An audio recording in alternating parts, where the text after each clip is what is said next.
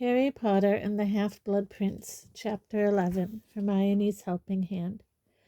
As Hermione had predicted, the 6 years' free periods were not the hours of blissful relaxation Ron had anticipated, but times in which to attempt to keep up with the vast amount of homework they were being set. Not only were they studying as though they had exams every day, but the lessons themselves had become more demanding than ever before. Harry barely understood half of what Professor McGonagall said to them these days. Even Hermione had to ask her to repeat instructions once or twice. Incredibly, and to Hermione's increasing resentment, Harry's best subject had suddenly become potions, thanks to the Half-Blood Prince. Nonverbal spells were now expected, not only in defense against the dark arts, but in charms and transfiguration, too.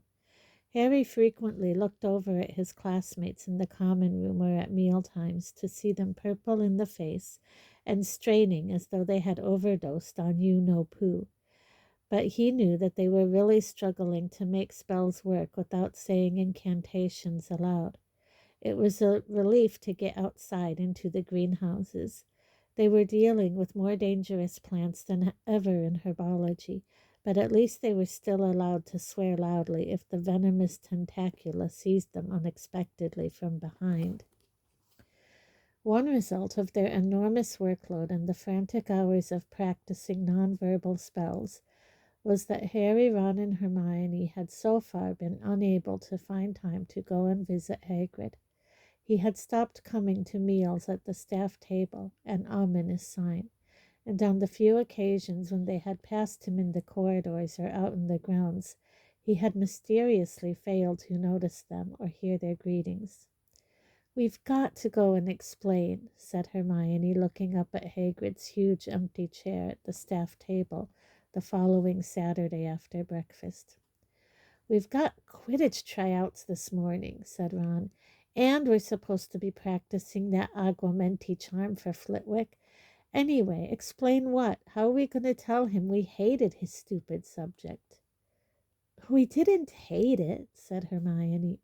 "Speak for yourself. I haven't forgotten the Scroots," said Ron darkly. "And I'm telling you now we've had a narrow escape.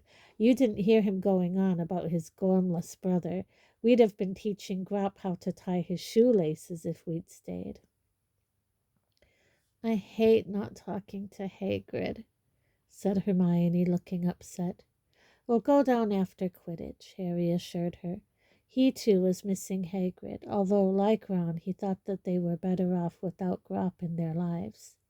But trials might take all morning, the number of people who have applied. He felt slightly nervous at confronting the first hurdle of his captaincy. "I don't know why the team's this popular all of a sudden." "Oh, come on, Harry," said Hermione, suddenly impatient. "It's not Quidditch that's popular, it's you. You've never been more interesting, and frankly, you've never been more fanciable." Ron gagged on a large piece of kipper. Hermione spared him one look of disdain before turning back to Harry. "Everyone knows you've been telling the truth now, don't they? The whole wizarding world has had to admit that you were right about Voldemort being back and that you really have fought him twice in the last 2 years and escaped both times. And now they're calling you the chosen one. Well, come on, can't you see why people are fascinated by you?" Harry was finding the great hall very hot all of a sudden, even though the ceiling still looked cold and rainy. "And you've been through all that persecution from the ministry when they were trying to make out you were unstable and a liar. You can still see the marks where that evil woman made you write with your own blood, but you stuck to your story anyway. You can still see where those brains got hold of me in the ministry. Look," said Ron, shaking back his sleeves. "And it doesn't hurt that you've grown about a foot over the summer either," Hermione finished, ignoring Ron. "I'm tall," said Ron inconsequentially. The post owls arrived, swooping down through rain-flecked windows, scattering everyone with droplets of water. Most people were receiving more post than usual, Anxious parents were keen to hear from their children and to reassure them in turn that all was well at home. Harry had received no mail since the start of term. His only regular correspondent was now dead, and although he had hoped that Lupin might write occasionally, he had so far been disappointed. He was very surprised, therefore, to see the snowy white Hedwig circling amongst all the brown and gray owls. She landed in front of him carrying a large square package. A moment later, an identical package landed in front of Ron, crushing beneath it his minuscule and exhausted owl, Pigwidgeon. "Ha!" said Harry, unwrapping the parcel to reveal a new copy of Advanced Potion Making, fresh from Flourish and Blots. "Oh, good," said Hermione, delighted. "Now you can give that graffitied copy back." "Are you mad?" said Harry. "I'm keeping it. Look, I've thought it out." He pulled the old copy of Advanced Potion Making out of his bag and tapped the cover with his wand, muttering, "Diffindo." The cover fell off. He did the same with the brand new book. Hermione looked scandalized. He then swapped the covers, tapped each, and said, "Reparo." There sat the prince's copy, disguised as a new book, and there sat the fresh copy from Flourish and Blots, looking thoroughly second-hand. "I'll give Slughorn back the new one. He can't complain. It cost 9 galleons. Hermione pressed her lips together, looking angry and disapproving, but was distracted by a third owl landing in front of her, carrying that day's copy of the Daily Prophet. She unfolded it hastily and scanned the front page. "Anyone we know dead?" asked Ron in a determinedly casual voice. He posed the same question every time Hermione opened her paper. "No, but there have been more Dementor attacks," said Hermione, "and an arrest." "Excellent. Who?" said Harry, thinking of Bellatrix Lestrange. "Stan Shunpike," said Hermione. "What?" said Harry, startled. "Stanley Shunpike, conductor on the popular wizarding conveyance, the Night Bus, has been arrested on suspicion of Death Eater activity. Mr. Shunpike, 21, was taken into custody late last night after a raid on his Clapham home." "Stan Shunpike, a Death Eater," said Harry, remembering the spotty youth he had first met 3 years before. "No way." "He might have been put under the Imperious curse," said Ron reasonably. "You never can tell." "It doesn't look like it," said Hermione, who was still reading. "It says here he was arrested after he was overheard talking about the Death Eater's secret plans in a pub." She looked up with a troubled expression on her face. "If he was under the Imperious curse, he'd hardly stand around gossiping about their plans, would he?" "It sounds like he was trying to make out he knew more than he did," said Ron. "Isn't he the one who claimed he was going to be Minister of Magic when he was trying to chat up those Vila?" "Yeah, that's him," said Harry. "I don't know what they're playing at, taking Stan seriously." "They probably want to look as though they're doing something," said Hermione, frowning. "People are terrified. You know the Patil twins' parents want them to go home, and Eloise Midgen has already been withdrawn. Her father picked her up last night." "What?" said Ron, goggling at Hermione. "But Hogwarts is safer than their homes. Bound to be. We've got Aurors and all those extra protective spells, and we've got Dumbledore." "I don't think we've got him all the time," said Hermione very quietly, glancing towards the staff table over the top of the Prophet. "Haven't you noticed? His seat's been empty as often as Hagrid's this past week." Harry and Ron looked up at the staff table. The headmaster's chair was indeed empty. Now Harry came to think of it, he had not seen Dumbledore since their private lesson a week ago. "I think he's left the school to do something with the order," said Hermione in a low voice. "I mean, it's all looking serious, isn't it?" Harry and Ron did not answer, but Harry knew that they were all thinking the same thing. There had been a horrible incident the day before. when Hannah Abbott had been taken out of herbology to be told her mother had been found dead. They had not seen Hannah since. When they left the Gryffindor table 5 minutes later to head down to the Quidditch pitch, they passed Lavender Brown and Parvati Patil. Remembering what Hermione had said about the Patil twins' parents wanting them to leave Hogwarts, Harry was unsurprised to see that the two best friends were whispering together, looking distressed. What did surprise him was that when Ron drew level with them, Parvati suddenly nudged Lavender, who looked round and gave Ron a wide smile. Ron blinked at her, then returned the smile uncertainly. His walk instantly became something more like a strut. Harry resisted the temptation to laugh, remembering that Ron had refrained from doing so after Malfoy had broken Harry's nose. Hermione, however, looked cold and distant all the way down to the stadium through the cool, misty drizzle, and departed to find a place in the stands without wishing Ron good luck. As Harry had expected, the trials took most of the morning. Half of Gryffindor House seemed to have turned up, from first-years who were nervously clutching a selection of the dreadful old school brooms, to seventh-years who towered over the rest, looking coolly intimidating. The latter included a large, wiry-haired boy Harry recognized immediately from the Hogwarts Express. "We met on the train in old Sluggy's compartment," he said confidently, stepping out of the crowd to shake Harry's hand. "Cormac McLellan, keeper." "You didn't try out last year, did you?" asked Harry, taking note of the breadth of McLeggan, and thinking that he would probably block all 3 goal hoops without even moving. "I was in the hospital wing when they held the trials," said McLeggan with something of a swagger. "Ate a pound of doxy eggs for a bet." "Right," said Harry. "Well, if you wait over there." He pointed over to the edge of the pitch, close to where Hermione was sitting. He thought he saw a flicker of annoyance pass over McLeggan's face, and wondered whether McLeggan expected preferential treatment because they were both old Sluggy's favorites.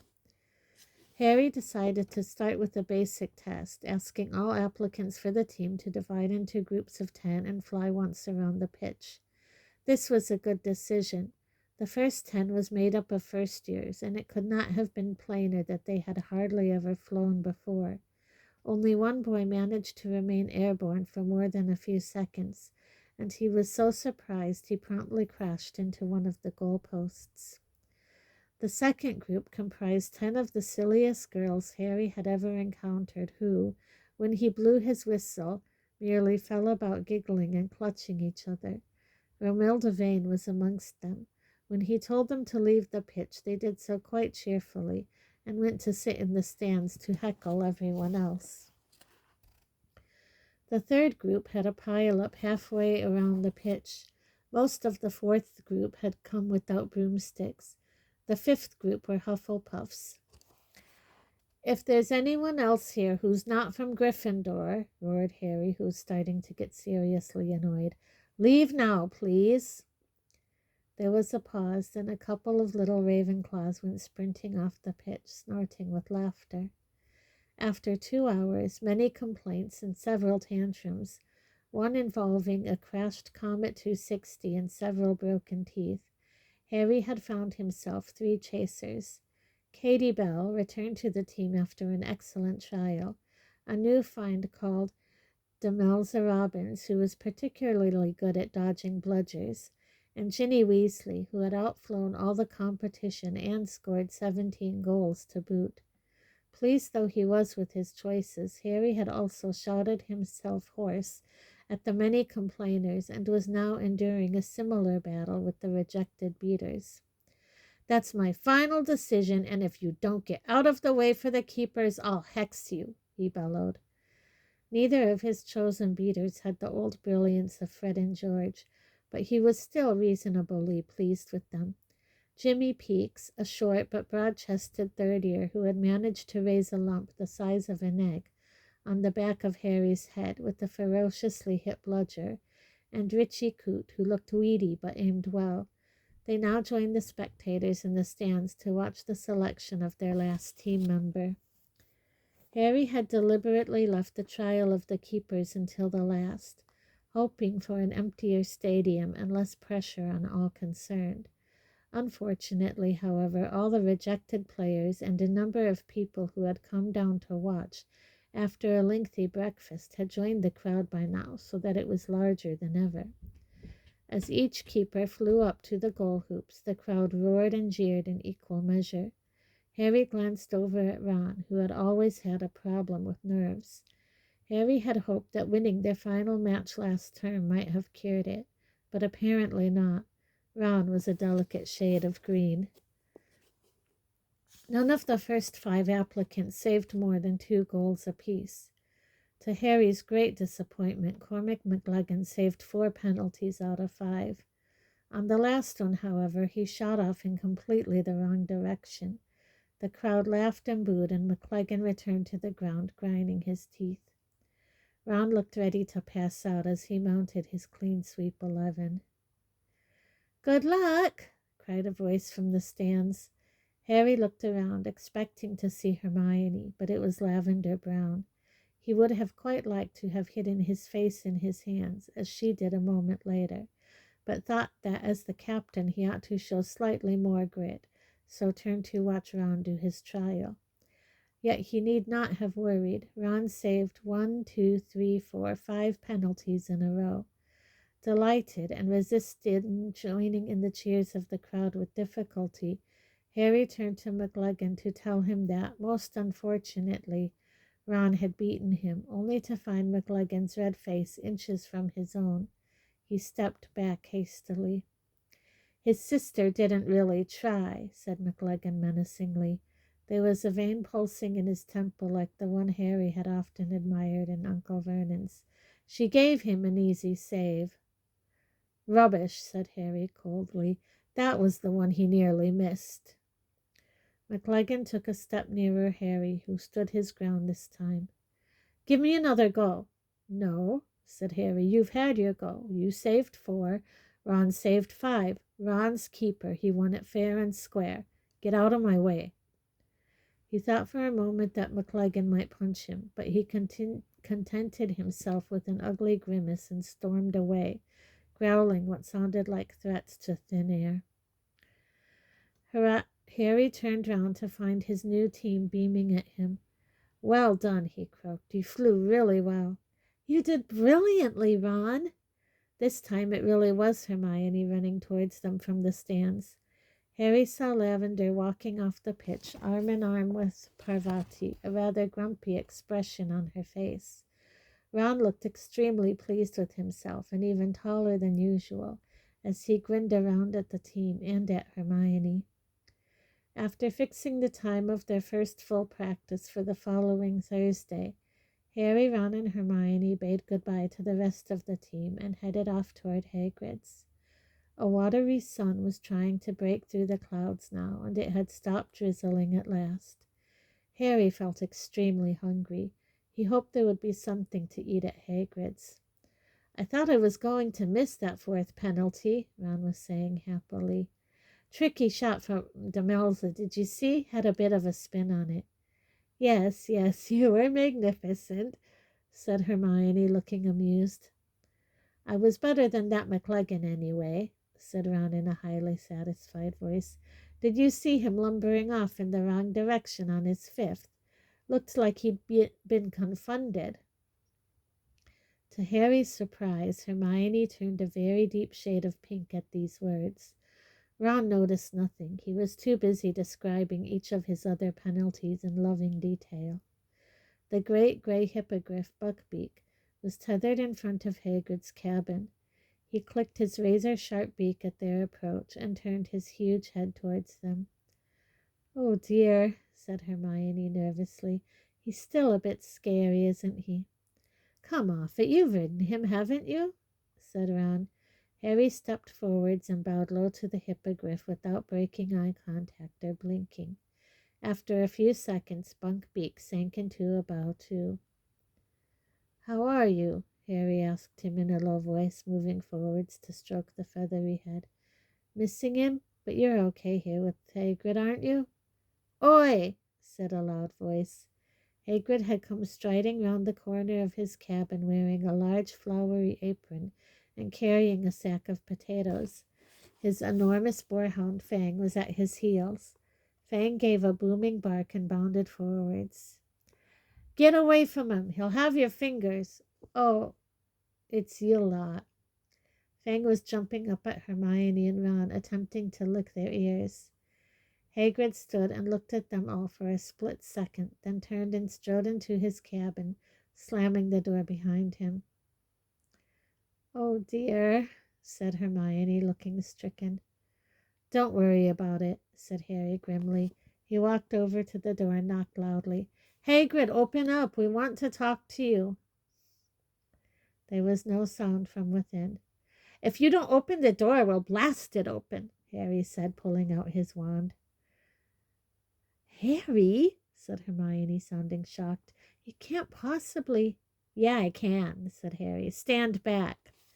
But before he could say anything else, the door flew open again, as Harry had known it would, and there stood Hagrid, glowering down at him and looking, despite the flowery pinny, positively alarming. I'm a teacher, he roared at Harry.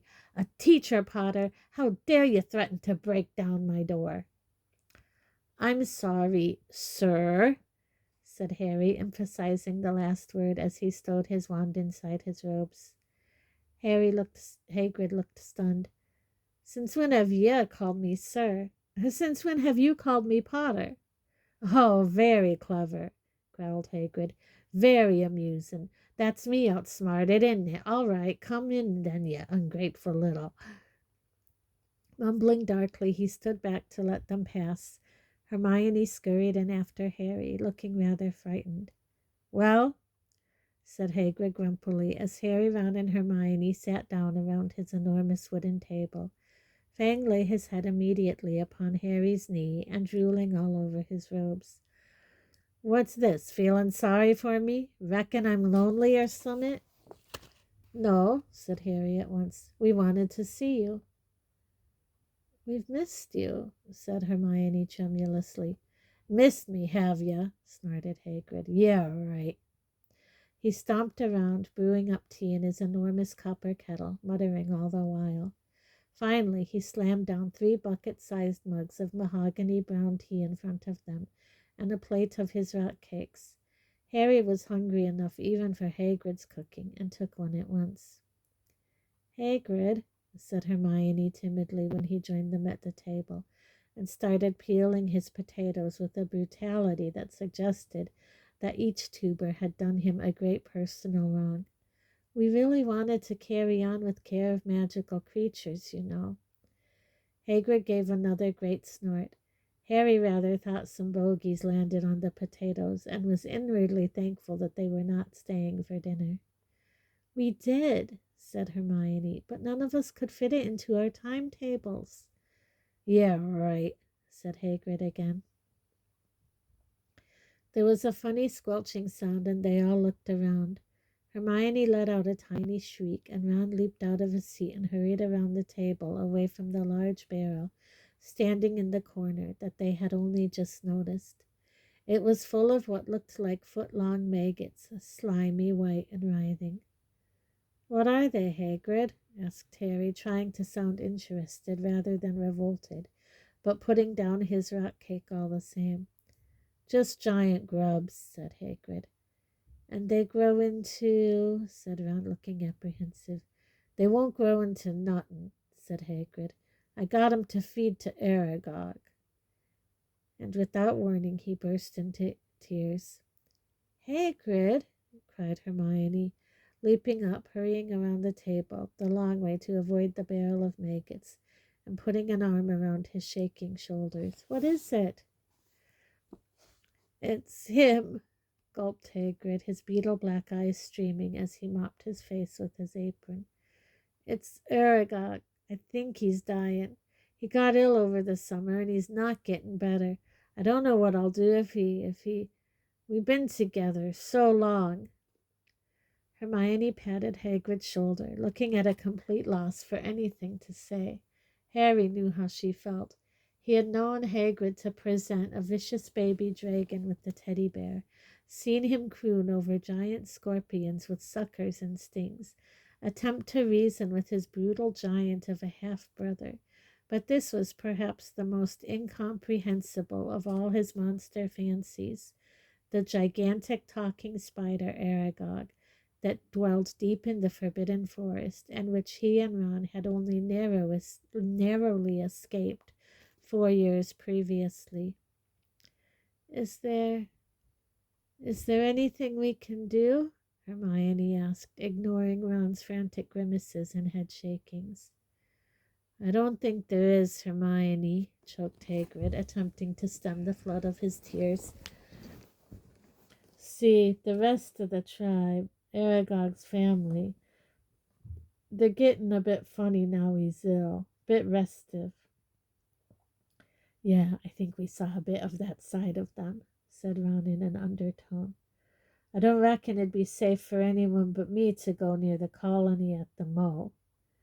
Hagrid finished blowing his nose hard on his apron and looking up. But thanks for offering, Hermione. It means a lot.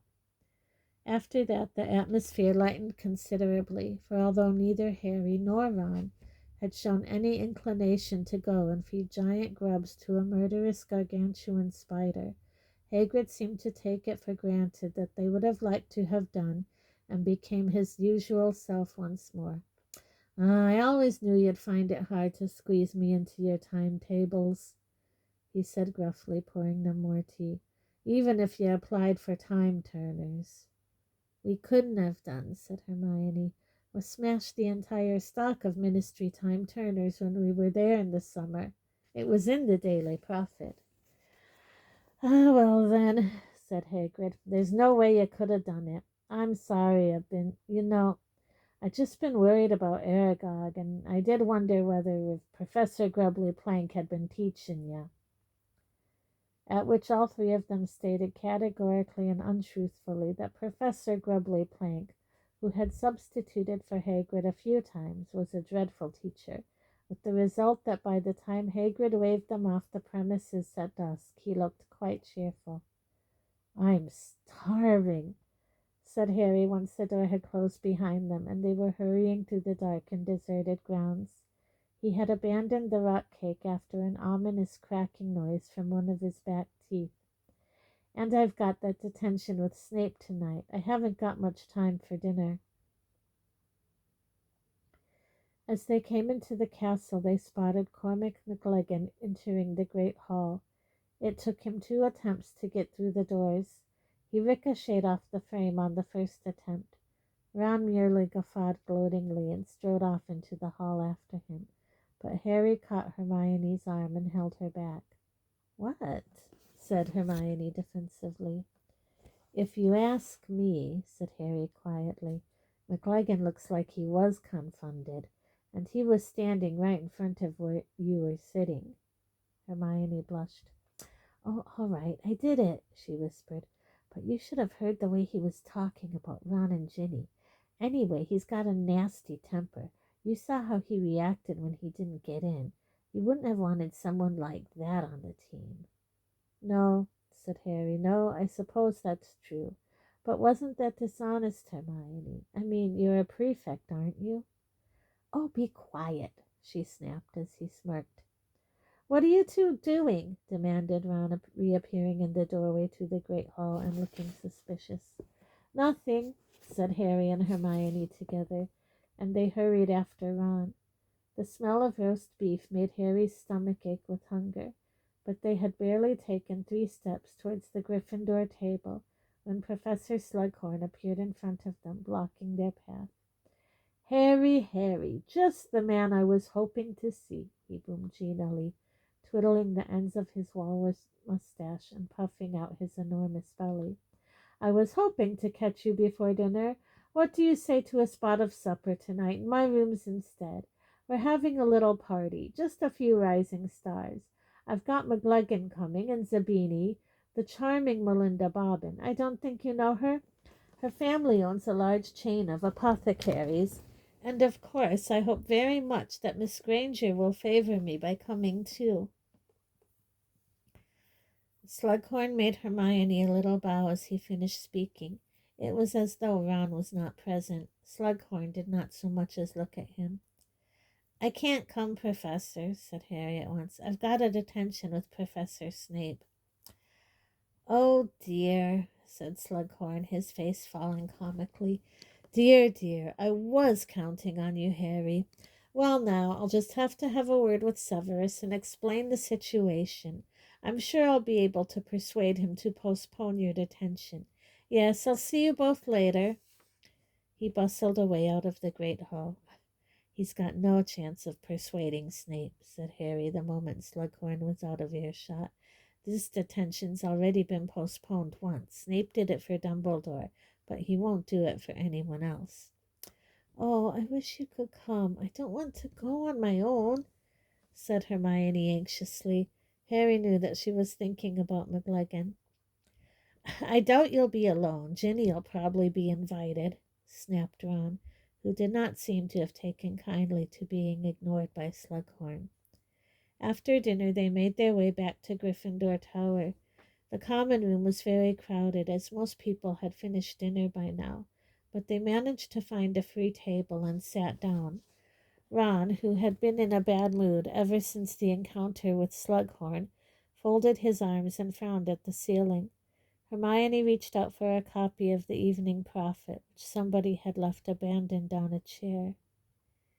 Anything new? Said Harry. Not really. Hermione opened the newspaper and was scanning the inside pages. Oh, look, your dad's in here, Ron. He's all right, she added quickly, for Ron had looked around in alarm. It just says he's been to visit the Malfoys' house. The second search of the Death Eater's residence does not seem to have yielded any results. Arthur Weasley of the Office for the Detection and Confiscation of Counterfeit Defensive Spells and Protective Objects said that his team had been acting upon a confidential tip-off. Yeah, mine, said Harry. I told him at King's Cross about Malfoy and that thing he was trying to get Borgin to fix. Well, if it's not at their house, he must have brought it wherever it is to Hogwarts with him. But how can he have done, Harry? Said Hermione, putting down the newspaper with a surprised look. We were all searched when we arrived, weren't we? Were you? Said Harry, taken aback. I wasn't. Oh, no, of course you weren't. I forgot you were late. Well, Filch ran over all of us with secrecy sensors when we got into the entrance hall.